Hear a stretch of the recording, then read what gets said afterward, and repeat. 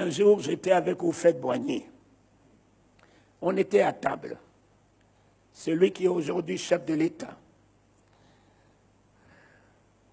voulait peut-être m'humilier devant les Blancs, les ministres. Il se lève, il dit, mais, monsieur, vous êtes pasteur? Je le regarde.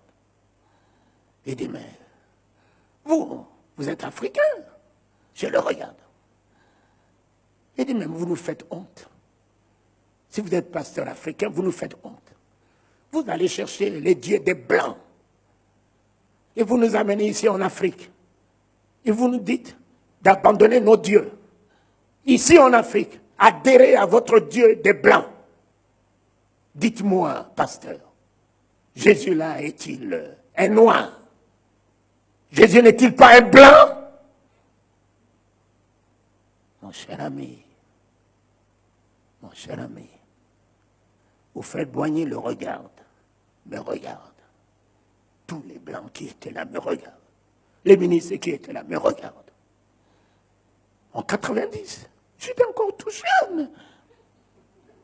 Mais mon ami, jeune, ça ne veut rien dire. Celui qui est en moi est vieux.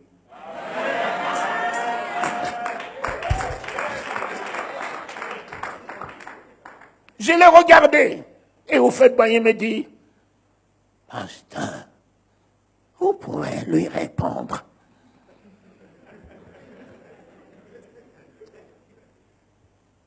Alors, j'ai dit, Monsieur le Président, permettez-moi de lui répondre par des questions.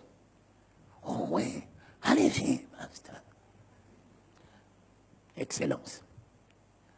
Pouvez-vous me donner la couleur de la parole qui sort de la bouche d'un noir, de la bouche d'un blanc, de la bouche d'un jaune, de la bouche d'un marron? Donnez-moi la couleur de la parole.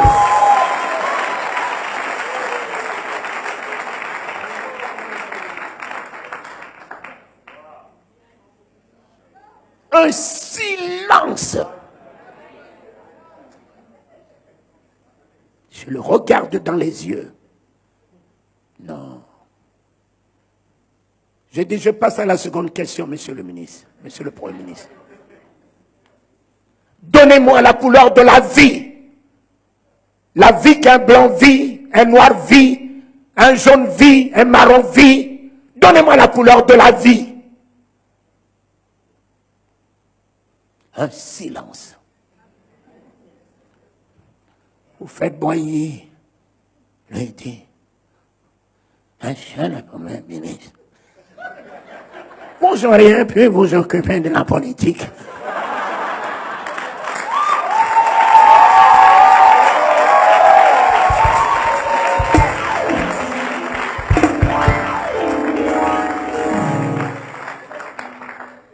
Regardez, vous n'avez même pas répondu à une question.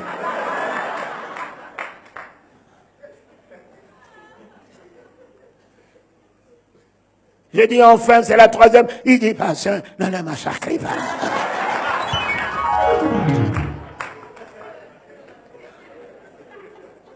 Ne le massacrez pas.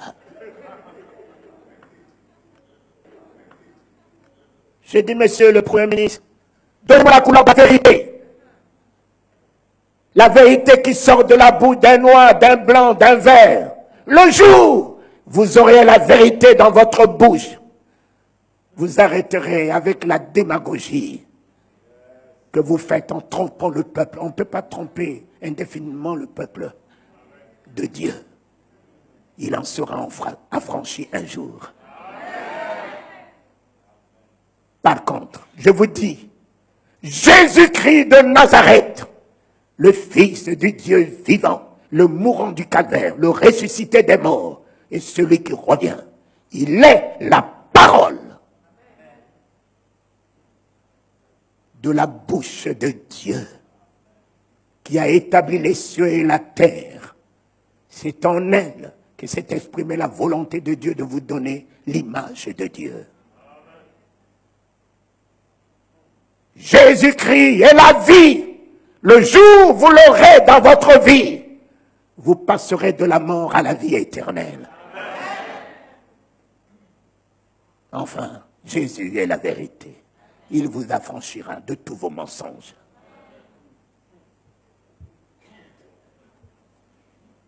Et ce jour-là, que vous faites boigner m'a pris en considération. Ne t'inquiète pas de ce que tu diras. Alors même, l'Éternel mettra sa parole dans ta bouche.